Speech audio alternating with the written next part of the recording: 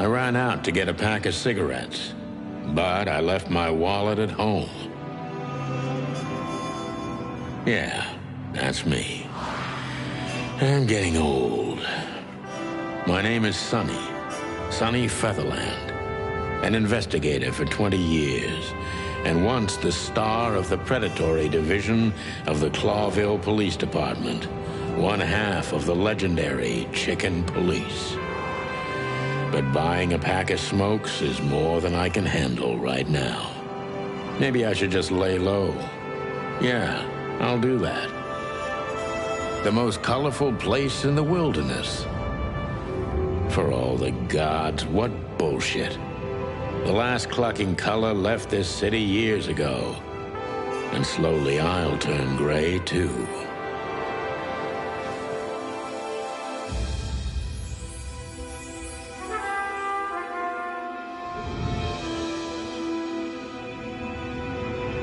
Still, what do I expect? We're living in a vast experiment, and don't even notice that everything got clucked up a long time ago. We believe in this wonderland of peaceful coexistence. Wolves and sheep, chickens and hounds. Yeah, sure, why not? It's just ridiculous. The dog eats the chicken. It's in our nature. I'm not propping up the illusion anymore. 121 days, and it's over. Retirement.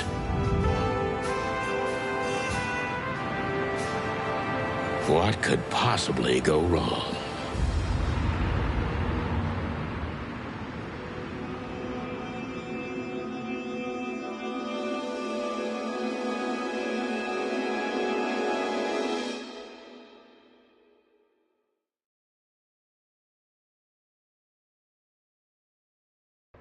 Ah, crap.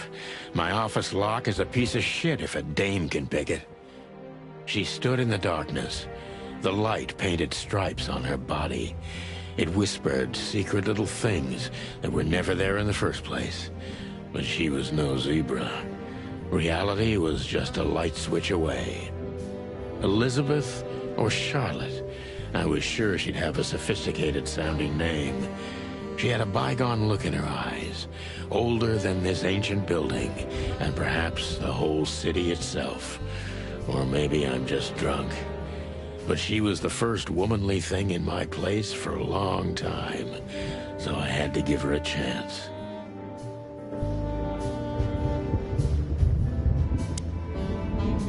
Who is this dame, anyway? And what the cluck is she doing in my apartment on New Year's Eve?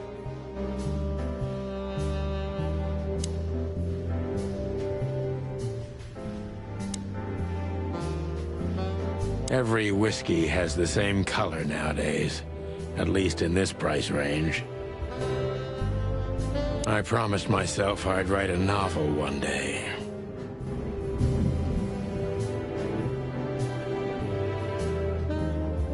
I don't even know where the key is. Whatever's inside is gonna stay there forever. Books I'm never gonna read. Maybe nobody ever has.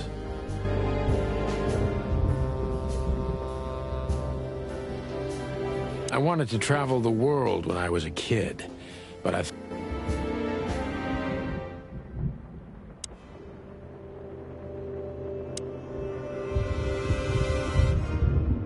we used to be star cops a few years ago.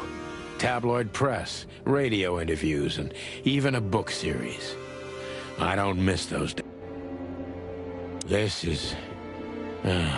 is one of the most beautiful memories from my old life. Before Molly left me and took our daughter.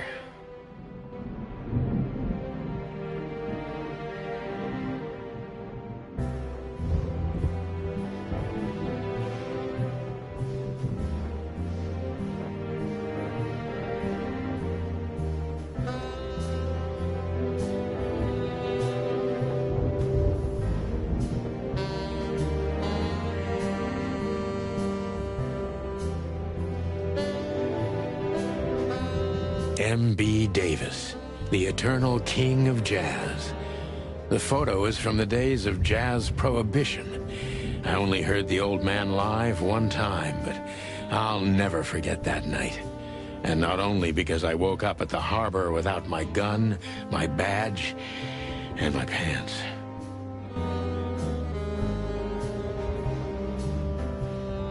The Wild Gentlemen. Those guys rebuilt the city after the Great Fire of 867. My heroes when I was a little chick. I'm starting to think they should have left Clawville as it was, burned to the ground.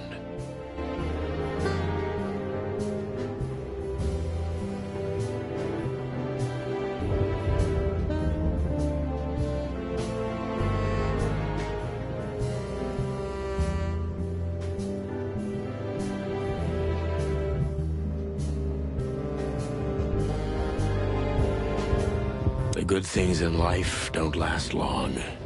The best ones always leave first. I saw that in the window of a shoe store. I never understood it, or what it had to do with shoes.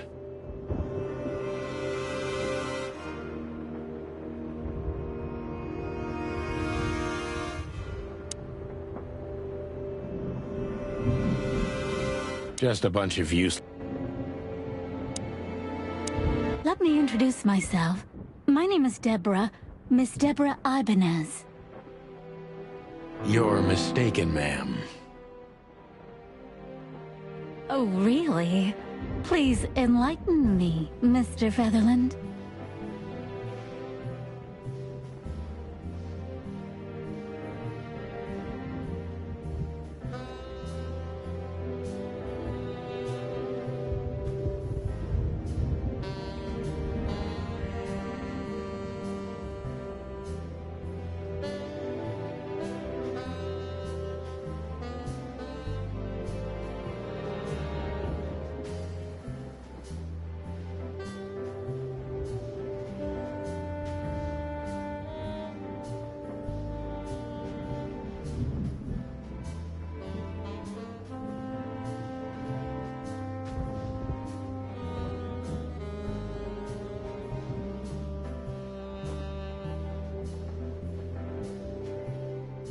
I'm not a private eye. I'd recommend Mr. Philmar Lowe instead of me. He's a nice guy.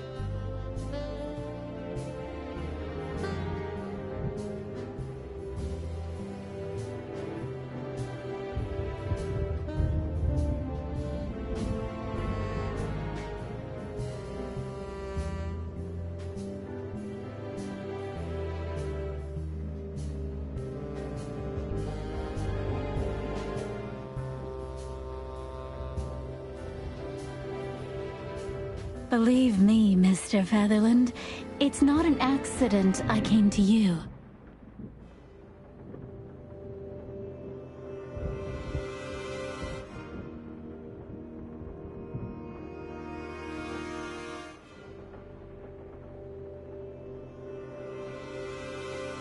Look, miss, I work for the police, and I'm currently on leave.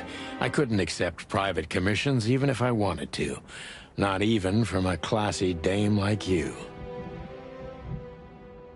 Am I that easy to read?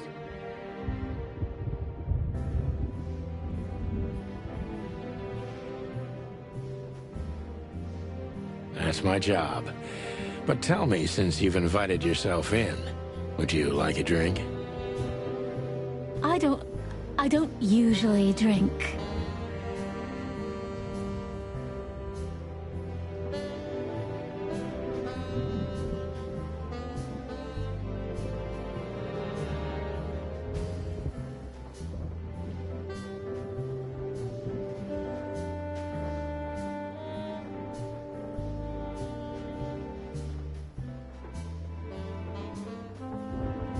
Well, I've got to have one. And it'd be rude of me to drink alone. So, maybe some sherry? If you insist. But bourbon, please. Ah, thank the wild ones. That's all I have. What a coincidence. So come on, spill it from the beginning.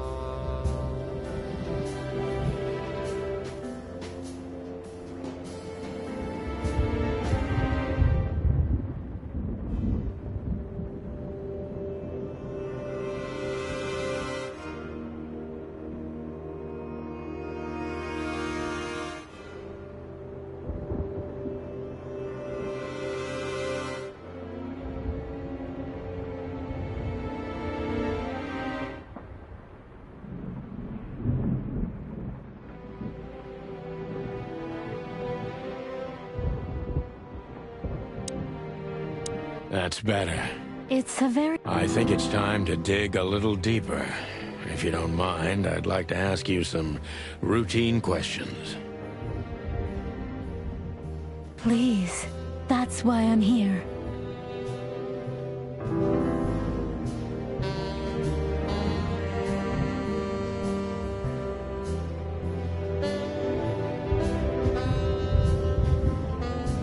I don't see colors anymore.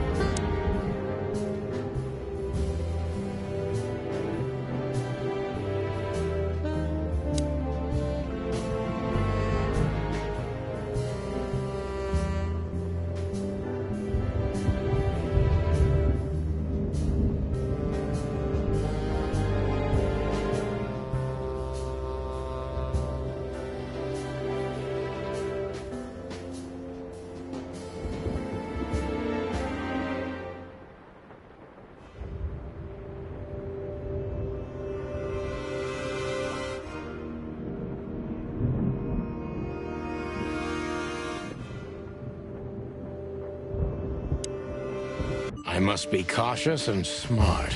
This dame seems shy, which I can use to my advantage. But I must be careful about what I say to her, or I can scare her off. Let's start gently, and when the time comes, we can go in hard.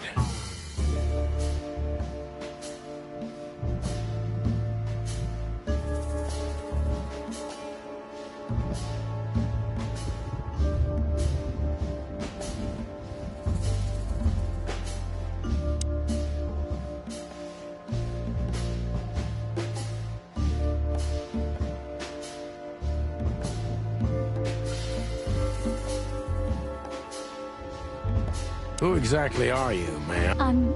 I'm not somebody important, Mr. Featherland. You're important enough to deal with such a delicate matter, right? I carry out the wishes of my employer, nothing more. This means simple paperwork, most of the time.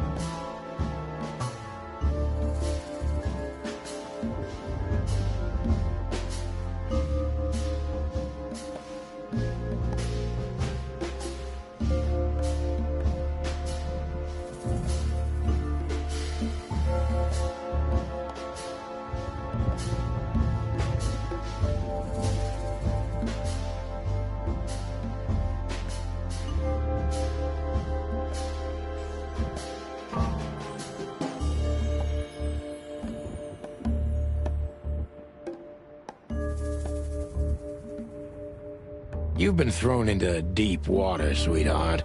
Tell me, can you even... Believe me, this is just as unpleasant for me as it is for you, if not even...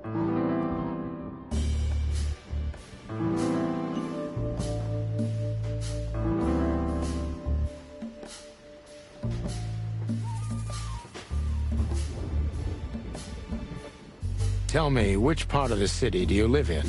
Calavera Hills? Flowerville, maybe? Look, I don't want to answer that. I'm here on behalf of my employer, and not on personal business. Fair point, Deborah. Let's try a different approach.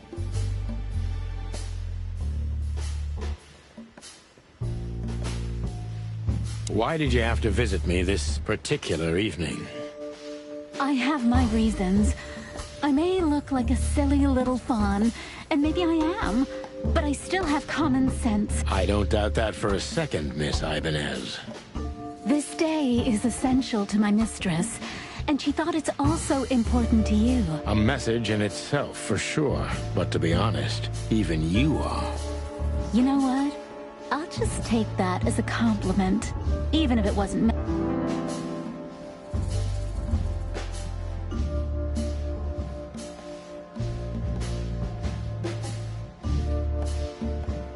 Why did you come to visit me? Why not your employer herself? My employer is Miss Natasha Katsenko. She hasn't been leaving her home lately, only if she really has to. How so? Miss Natasha is afraid. She's scared because of those unwanted messages, and everyone knows who she is. So, she's that kind of woman. I don't know what you mean. Of course you do, Deborah. Thank you, by the way. We're finally getting somewhere. We avoided the point long enough. Deborah's hiding something, no question. Let's focus on that.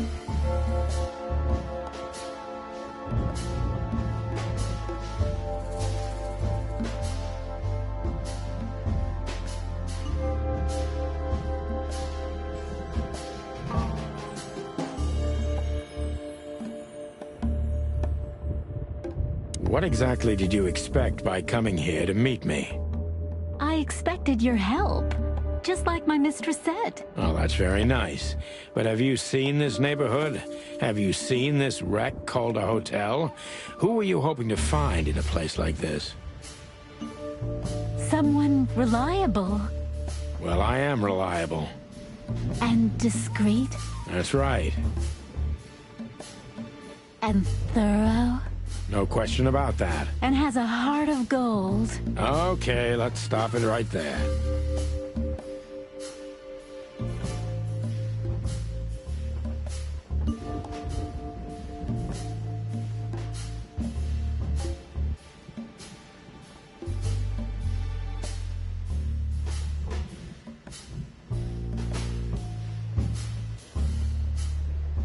Are you in some sort of jam? Nothing of the sort. There are simply things better left. Then you're wasting my time. I trust your instincts. You'll manage. Yeah, and I have no other choice, right? To be honest, no, Mr. Sutherland. Not really.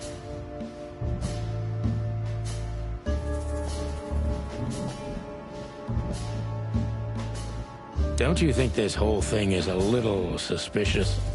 Look, Santino, I'll explain everything. I have no doubt about that. You look just the type, sweetheart. No. I'll take that as a compliment. Or maybe I'll act like I haven't heard. You see, we're starting to understand each other.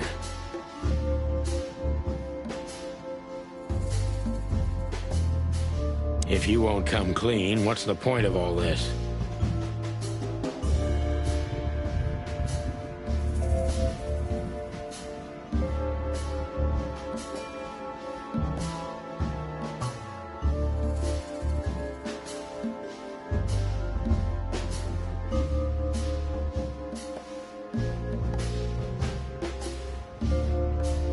Mr. Featherland. I'm sorry, sweetheart, but I'm way too old for this game. Please, just...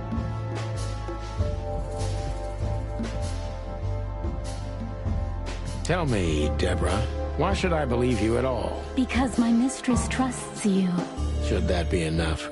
If you really like what she thinks you are, then yes. Damn, what can I say to that? Look, I didn't mean to back you up against the wall. You have a way with words, sweetheart. Did you ever want to be a cop? No, not for the world.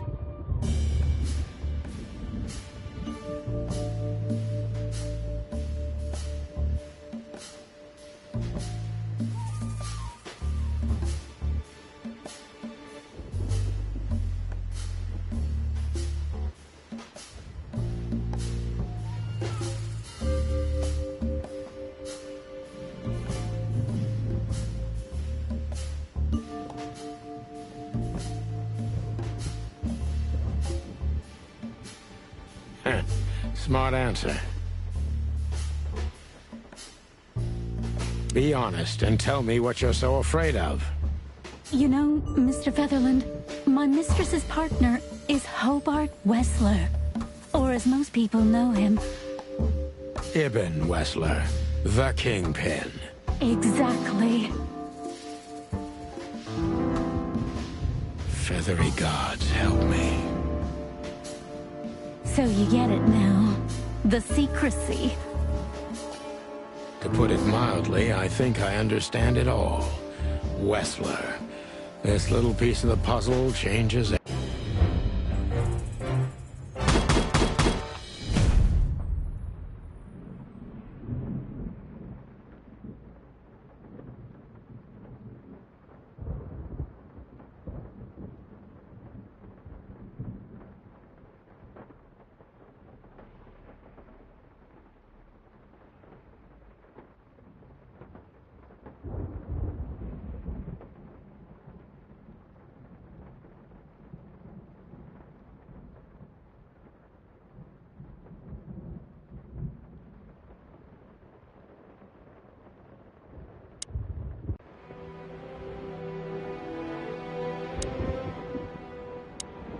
Why don't you take it to the... Please, Well, okay. don't you want to look at... Yeah, of course. I don't even know... Don't you want to look at it? The message I gave you. Yeah, of course.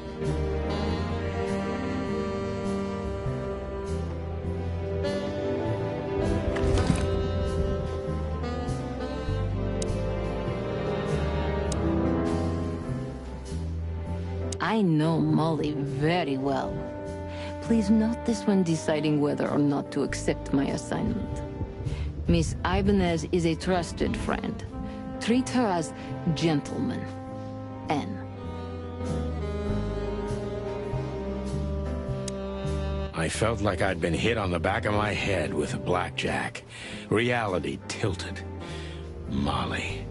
Good gods. What was her name doing there? I glanced at the opposite wall, with the well-worn picture frames. Like an eternally dark hole in the wall. A missing piece. She was wearing a light silk dress and... Mr. Featherland? Santino, are you all right? What the hell is this supposed to mean? I don't know anything, Mr. Santino. My mistress told me to give this to you. She said you'd understand. Oh, of course I understand, Miss Ibanez. I get it very well. But this case is becoming more and more confusing. It's starting to look like blackmail. Blackmail? Don't play innocent with me. But... All right. When can I visit? Visit? Me? Not you. Miss Katsenko. Oh, yes. You can find her at the Tsar Club. Didn't you tell me she's not the social kind? That she's especially unsociable? Or does she only like loud and crowded clubs? No, she's really not like that. But she owns the place. Judging by the flyer, it must be a very busy club, especially on New Year's Eve. I'm sure you'll have no trouble finding Miss Katsenko. But there's one small problem, Mr. Featherland. Let me guess. Mr. Wessler better not know about my visit. Exactly. How did you know? 20 years experience, ma'am. Oh, and please, call me Sonny. It was a pleasure to meet you, Sonny. I'll talk about the rest with Ms. Katsenko in person. A good friend of mine would be happy to take you home if you'd like. I'd appreciate that, Sonny.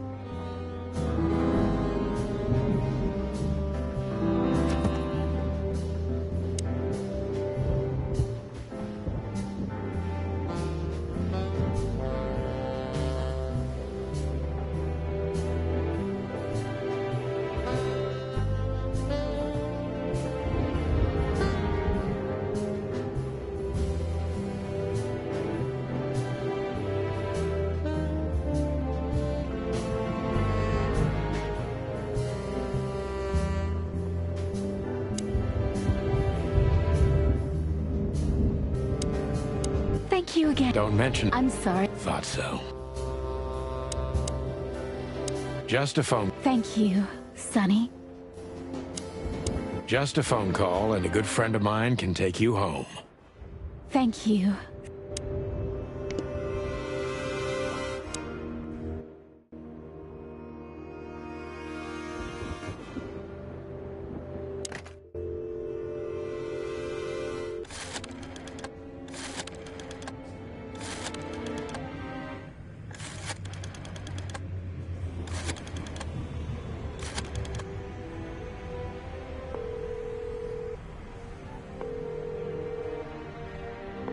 Hey, Lewis. No. Of course not, Sonny. Could you come over? I've got a favor to ask if you're not busy. For you, anything.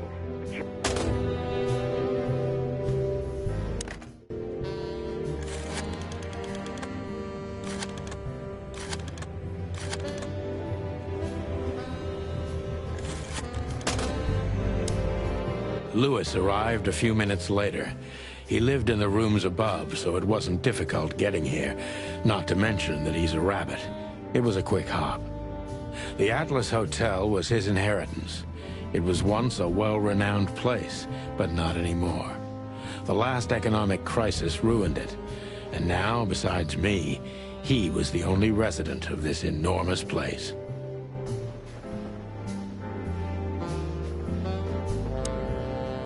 Thanks for being so quick, Lewis. Can you drive Miss Ibanez home? I have some things to take care of. Of course, Sonny. You know, anything for you. Thank you for being so considerate, Sonny. I appreciate it. Don't mention it. Goodbye, then. So long, Deborah. I need to grab my stuff first.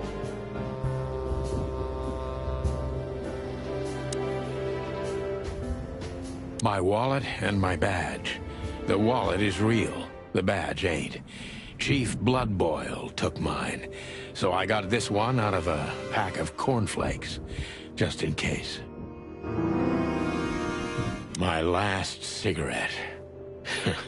You're lucky I don't have a light, pal. She doesn't seem so dangerous that I need to grab my gun, but you never know.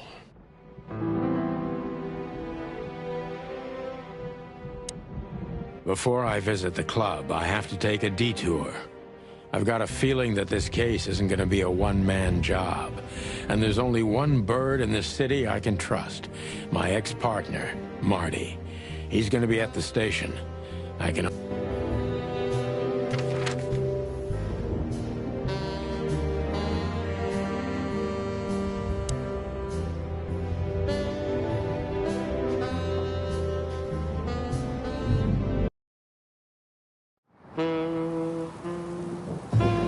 It was New Year's Eve, and I was driving, half drunk, risking my whole life's work.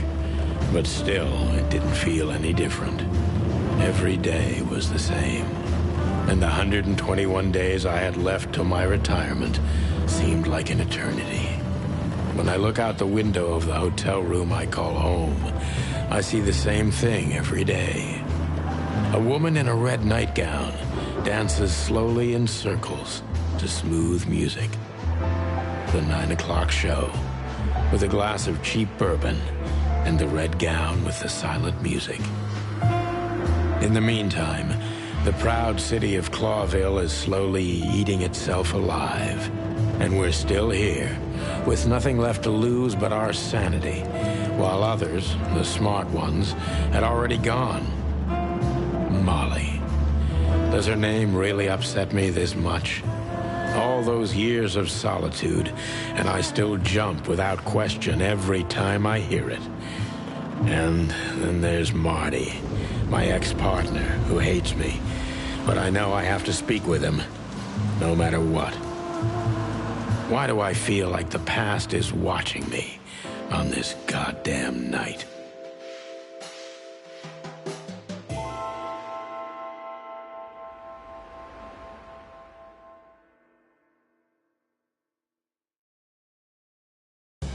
I knew where to find Marty. At the station, we'd always draw straws about holiday duty. Marty never joined in.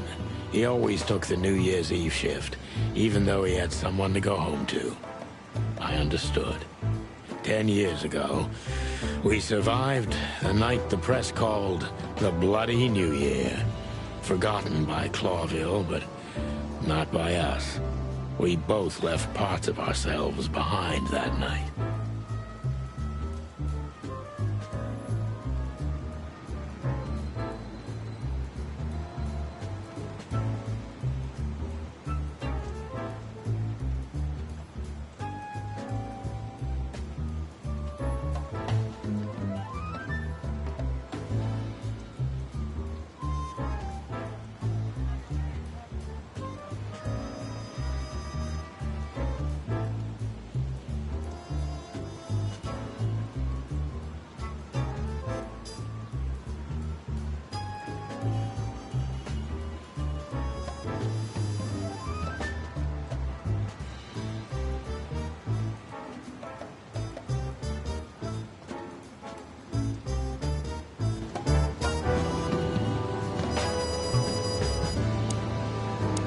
Well, look at that.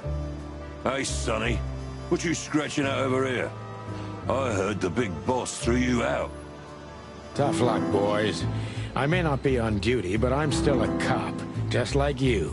Well, more than you. Hey, you don't have to be so peckish, old bud. By the way, you're in luck. Blood Boil's not in tonight. No. Oh, gods. That clumsy buffalo is here tonight. If he doesn't end up in a cell again, he's lucky.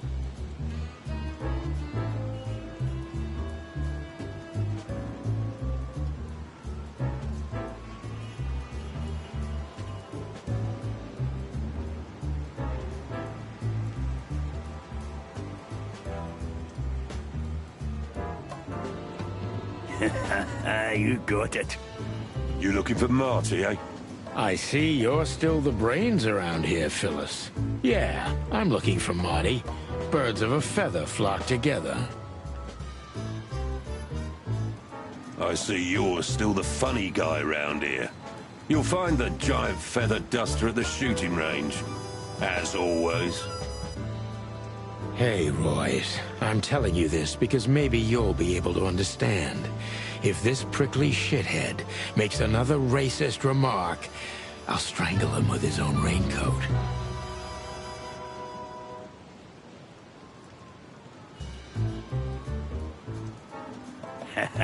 I'd love to see that.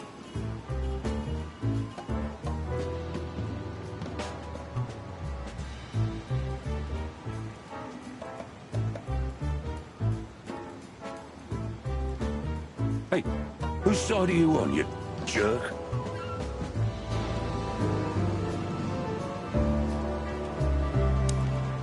Phyllis and Royce.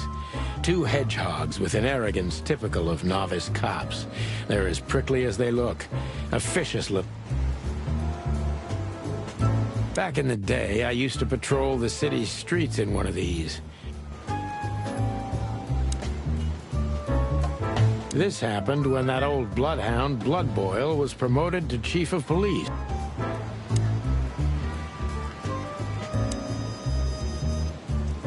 Every time this poster disappears, good old Blood Boil puts it right back, immediately. I tore it down at least 3 times already. Actually, it's a kind of passive-aggressive game for us, with... I'm sure it's Blood Boil himself.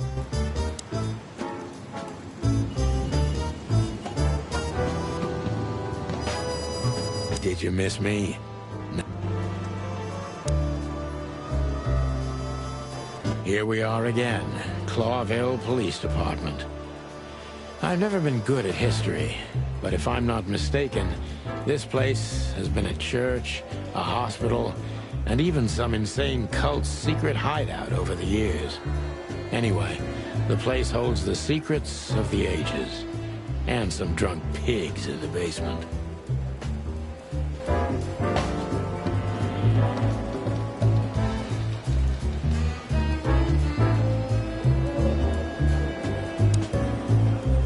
Detective Chow Hound Bosco. He thinks he's a real alpha, but nah, he's just a lapdog.